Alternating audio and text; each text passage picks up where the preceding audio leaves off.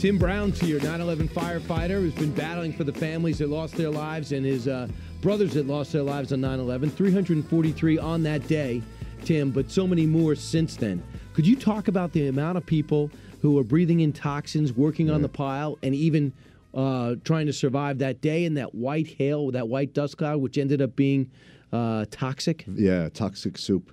There were police officers, construction workers, firefighters, of course, these urban search and rescue teams from all over the country, which are mostly made up of firefighters throughout the country, all breathed this in.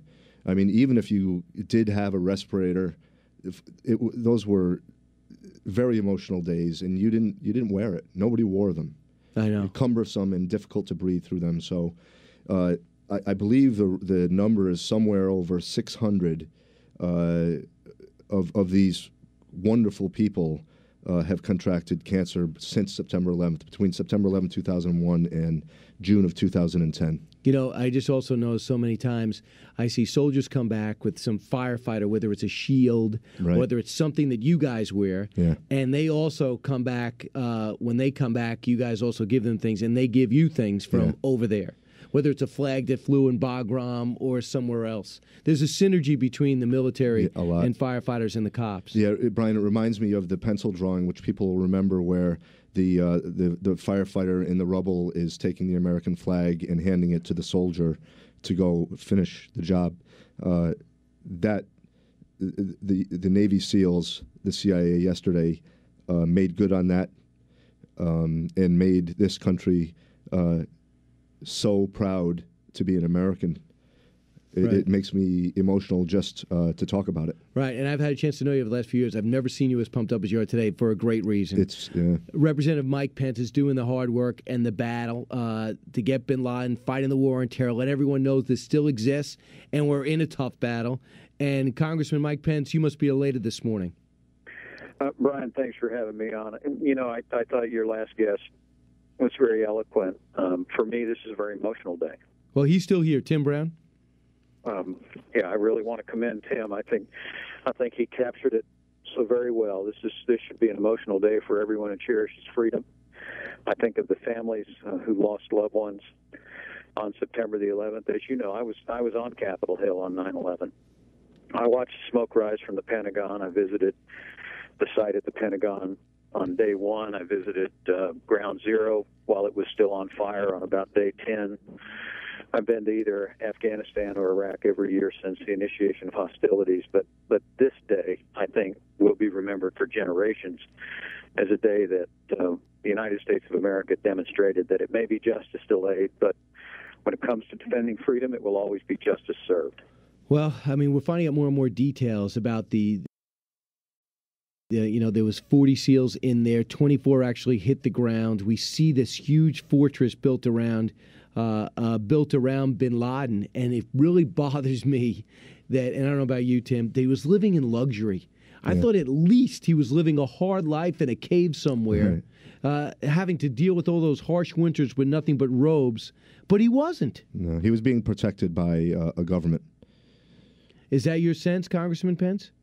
Well, let me say, I was in Afghanistan in November, and I made inquiries of our intelligence personnel at a briefing in Kabul, and I think the expectation was that he was in Pakistan, that he was enjoying the protection, no doubt, purchased at a excessive price. He was enjoying the protection of local militia. He was enjoying the protection, very likely, of local government officials, and in an opaque society like Pakistan, in areas like that where he was captured and killed, just very, very difficult to penetrate. But I think that's why you really need to just take your hat off to our special forces, all those members of the armed services and their families, as well as the intelligence community. Because I think the big accomplishment here is the American people have sent a message to the world that however long it takes,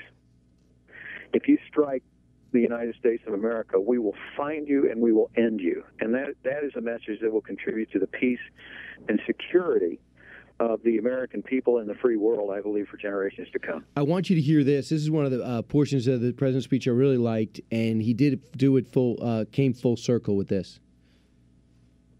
Let me say to the families who lost loved ones on 9/11 that we have never forgotten your loss, nor wavered in our commitment to see that we do whatever it takes to prevent another attack on our shores.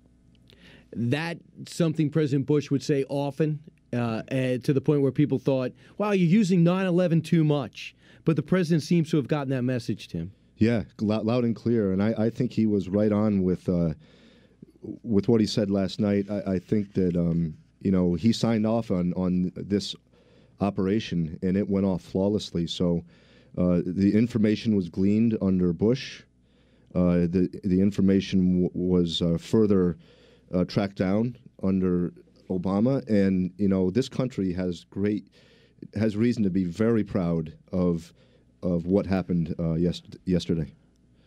And Congressman Pence, you're on the Committee of Foreign Relations over in the House.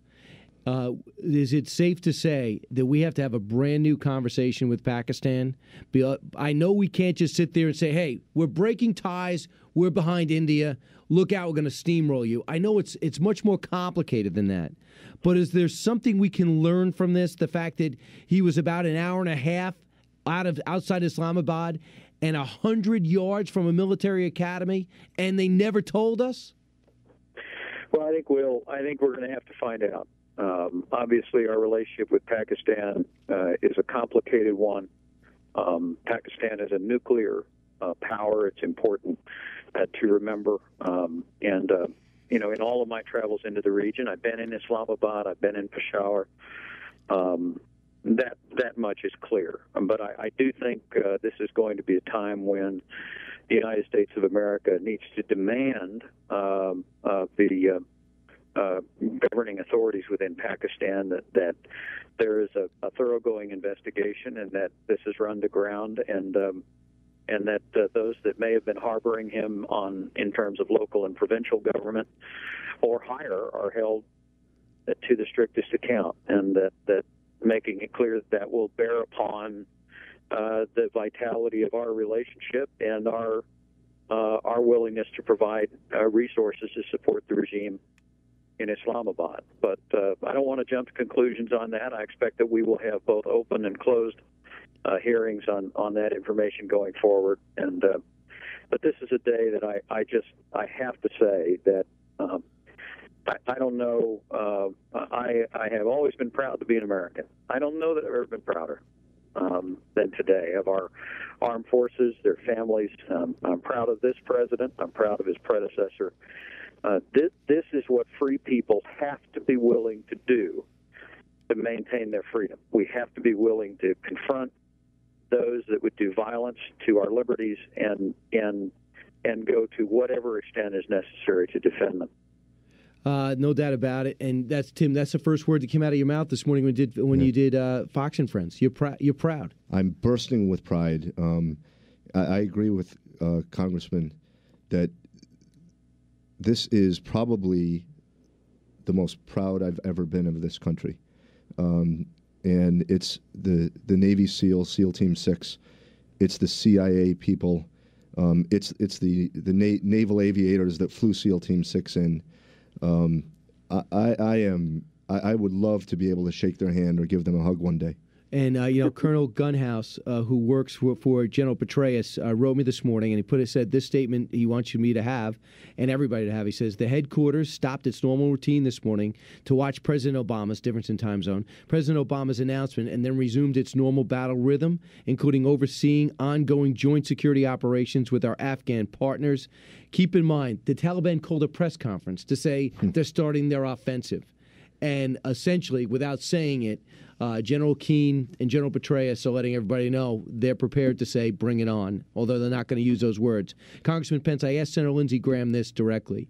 Is it time that we see proof that it's him?